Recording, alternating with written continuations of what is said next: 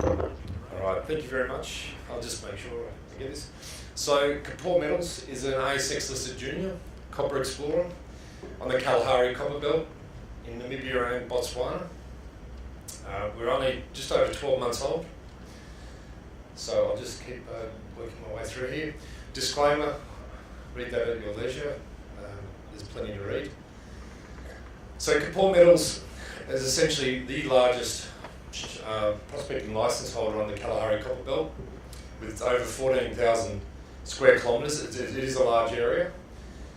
We've got a very attractive and prospective area where we've got some very notable neighbours as well with Mod Resources and Kopore Canyon.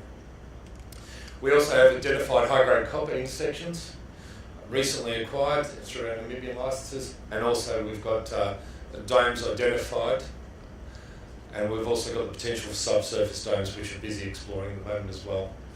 And this is probably one of the last emerging world-class copper belts in jurisdictions that you would be deemed quite favourable and stable. Not dwelling on this too much, but the Kopore structure and overview. We have 542 million shares on issue. It's just a clean structure. Obviously, market cap with the current markets at the moment, but we have 2.5 million in the bank. We are aggressively exploring and very excited by the prospects. Our team has a lot of history operating in this part of the world with great success. I've just put this in just to say that the Kalahari Copper Belt has, over the last couple of years, received attention, but particularly in the last 2 weeks, attention provided by a potential takeover of Mod by Sandfire, which has brought this copper belt into the public focus. And I think now we're starting to see a lot more recognition as to the potential by our larger copper producers in both Australia and internationally. That's just a regional map, and the aim of that is to show you that in blue, that is Kopore Canyon, which is a US private company. In green, that is Mod Resources, ASX listed resource development company, and very successful explorer. And we have the ones in the red, or salmon coloured there. As you can see, it's quite a land holding there. And over the last 12 months, we've managed to successfully acquire or peg all this land, except for a small part which was acquired at the start of our listing.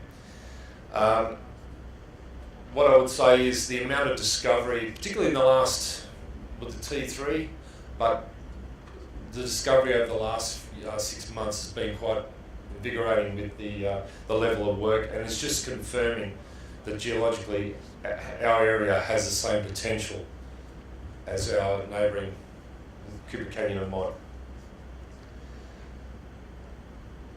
Key points on this slide are that we have been aggressively exploring over the last 12 months. Botswana was a total greenfield, it's never been explored. We've managed to identify multiple domes which require further exploration.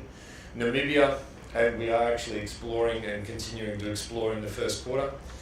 In the Namibia, we have recently received the approval, the environmental approval, to be able to commence exploration. And also we have received a massive database, which I'll briefly touch on.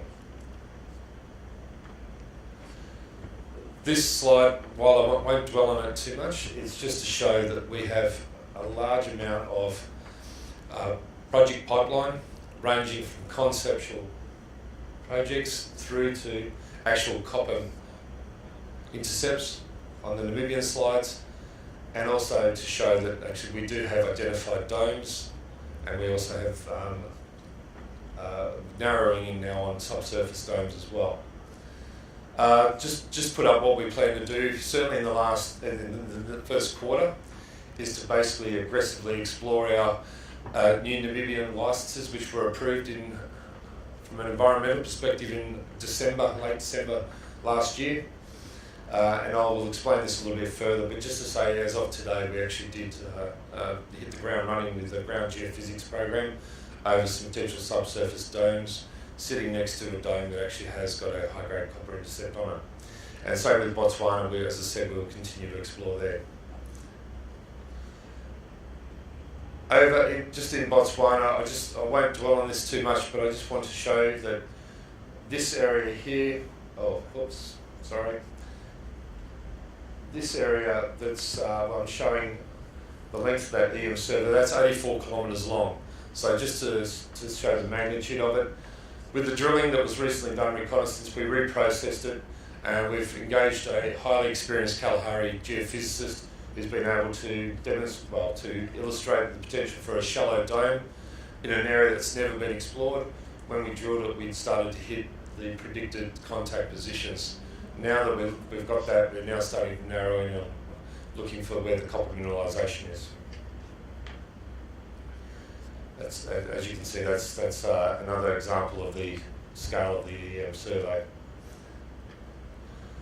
Part of the EM targets that were actually identified, we did do some soil anomalies, soil sampling over the top of it, and some basic drilling.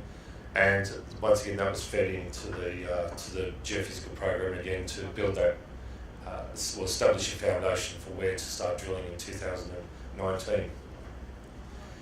In Namibia, we've actually applied for, early last year, 5,700 square kilometres of Namibian ground. The key thing that I would like to point out is that we've also inherited a database that's easily going to be $4.5 to $5 million worth of in-field work, with over 59 drill holes, RAB, RC and diamond. We've got over 8,000 soil samples, detailed geophysics in certain areas, and most importantly, over here,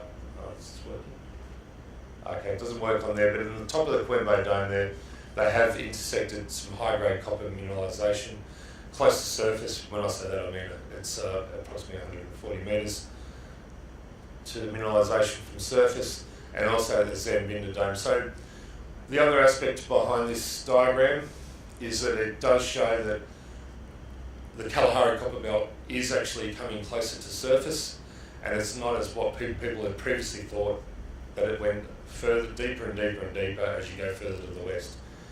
At the moment, we've just got a couple of licenses. Apparently a party is not happy that we got granted and they didn't get it granted, so we're just dealing with that at the moment, but I think that's not a problem at all.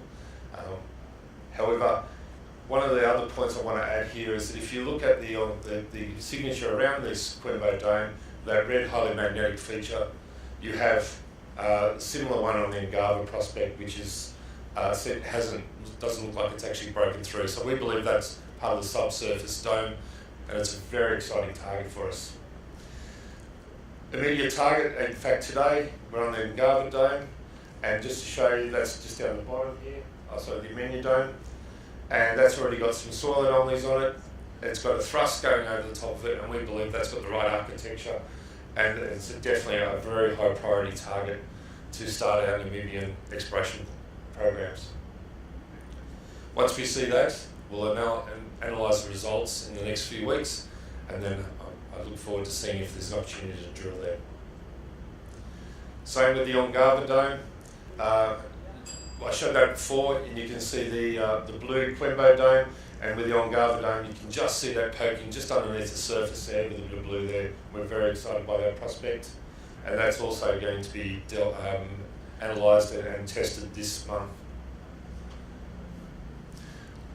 One of the last slides I think is pretty obvious. With all the corporate activity, there is not a lot of depth on the ASX when it comes to copper.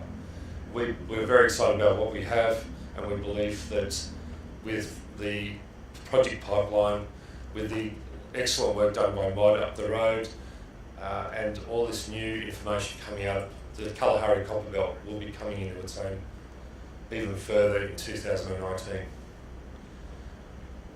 They're the key points that I wanted to put forward to everyone, and thank you very much for listening.